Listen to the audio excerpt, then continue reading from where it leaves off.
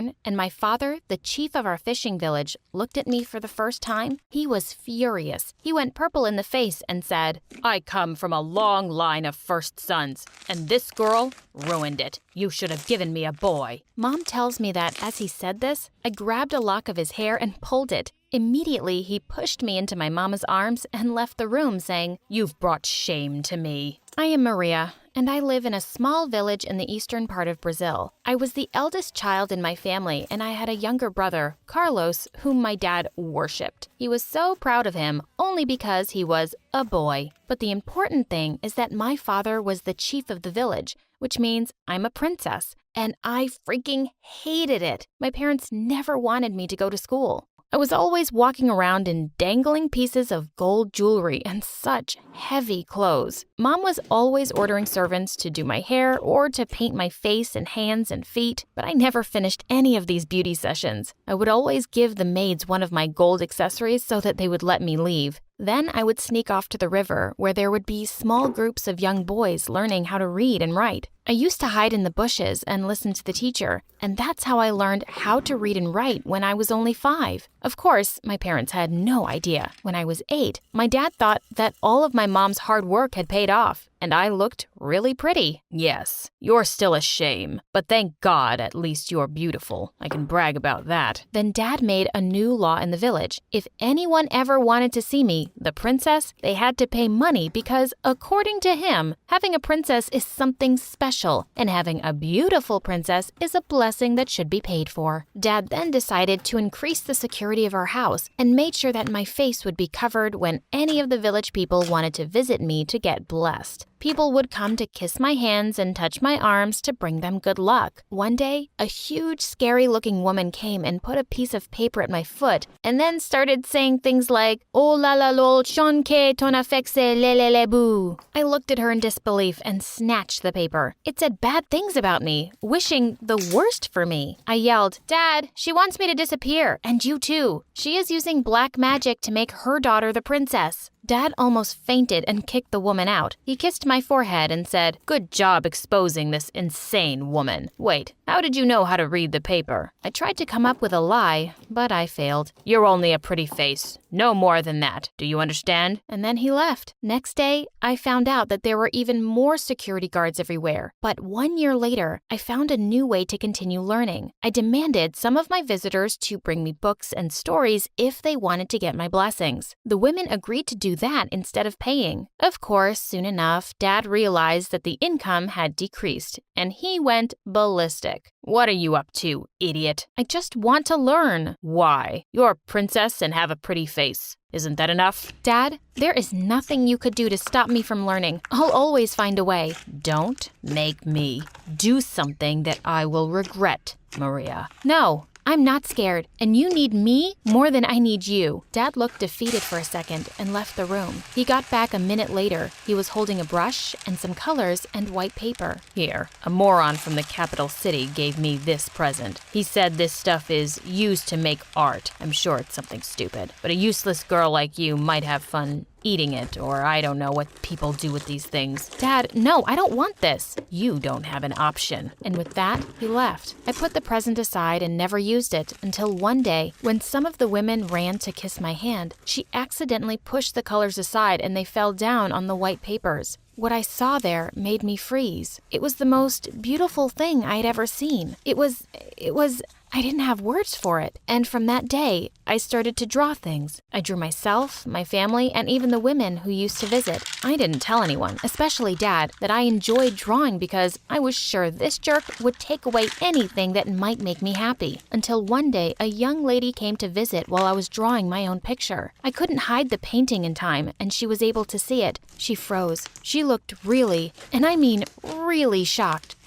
Oh, my God, what is this thing? I've never seen such a beautiful thing in my life before. Then she got on her knees, put her hands around her head, and started crying. How could this be so beautiful and real? Oh, God, I need to tell everyone. And she ran away before I could stop her. Soon enough, more women were coming and looking at my portraits and got the same reaction from everyone. This is new. This is a miracle. This is God's hand." And then she bowed, and other women did the same. Soon enough, the entire village knew about my paintings and came to see my work. I had no idea what was going on. I knew I was doing something new. The entire painting idea was new in my village at that time. It reminded me now of the people's reaction when they saw TVs for the first time. They said it was witchcraft or magic. People took time to process and accept TVs, radios, or any new invention. And the same thing was happening with my paintings in my village. Of course, I now know it's called painting. Back then, we called it marking the paper. But my people didn't panic or get scared. Instead, they fell in love with my portraits, and they never left my house. Dad was furious and came pushing through the crowd, yelling at me, "What do you think you're doing here?" "Just taking your advice and having fun with your present." "And look what you did. People can't stop talking about this. They don't go to work anymore. They just sit around my house all day, asking to see your stupid papers." One of the women shouted, "Don't call her work stupid, or else." "Yes, it is stupid. It's something new. Something we never knew about before in this village, but that doesn't mean it's anything special. And don't talk to me like that. I'm your master. You should worship me, not a useless girl like her. And for what?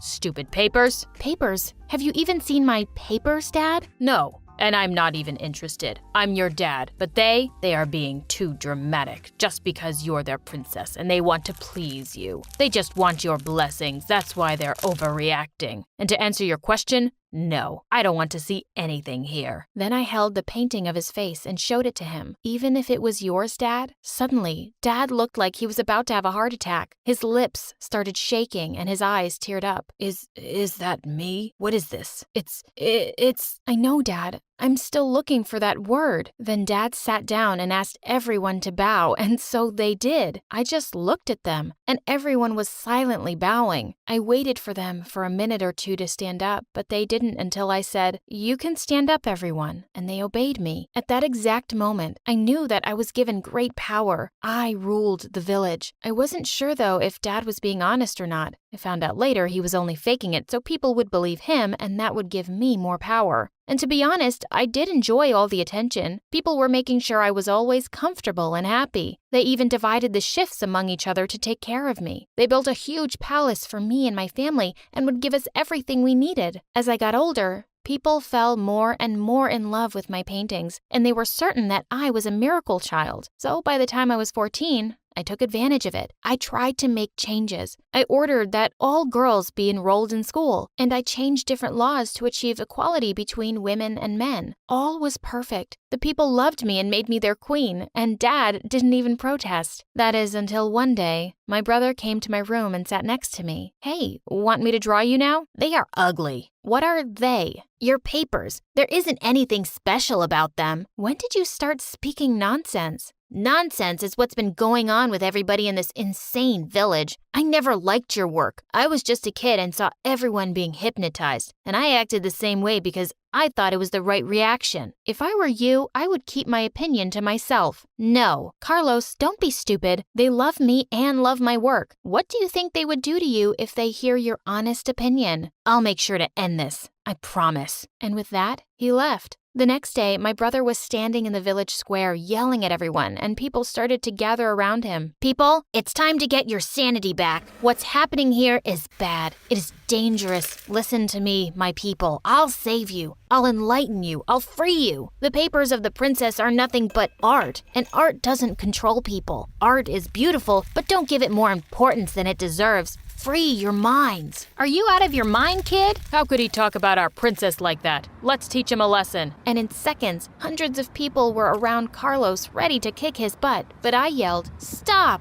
Everyone froze and did what I asked. "No one touch him. Carlos, I command you to leave right now." Carlos looked terrified and left the place running. Then to my people I said, "My faithful people, I apologize, and I promise this won't happen again." Then people started cheering and clapping. That night, everyone gathered in front of the palace and they partied until the morning. The more I painted, the crazier people got. They stopped going to work. Children didn't go to school. Women wouldn't stop getting pregnant. They wanted more children to name them after me, to honor me. It was chaos. And for the first time in my life, I realized I had messed up. I had ruined my own village. I ran to Carlos. What should we do? We? Like you and your people? No, like me and the only sane person in this village. Say it again. Who is the genius? I didn't say genius. Fine, you're a genius. Help me. He looked straight into my eyes and whispered, "Run." And where should I go? I mustn't know, or they will make me tell them where you are. That night, I gathered my stuff, my paintings, and a lot of money, and I left. The next morning when I got to the capital, I entered a small store to get some food. When I got to the cashier to pay, I thought for a second, and instead of paying, I held one of my paintings to show him. He looked at me in silence.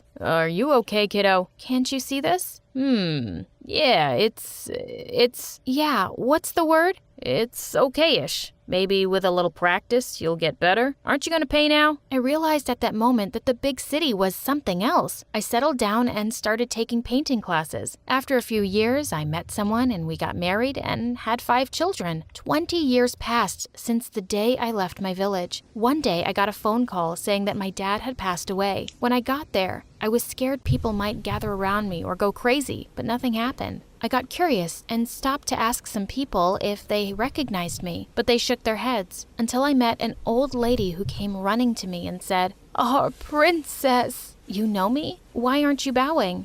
Why? Oh, you mean because of the paintings. They weren't anything special, honey. You were a princess, and we wanted to please you. We just wanted your blessings. So why did no one look for me after I left? Why would anyone? Listen, we loved you so much, and we respected your decision to go. We had overreacted to your art, and it got out of control. We never wanted you to leave, and people never stopped mentioning you. Even our young kids know you. Is that true? Yes, watch this. Hey, everyone, this is Princess Maria, the just beloved queen you've all heard about. Then people started gathering around us. Kids were running to hug me, and women started kissing my hand. Oh, Princess Maria, we love you. Our children love you. I hugged them back, and with teary eyes I said, I love you too, all of you.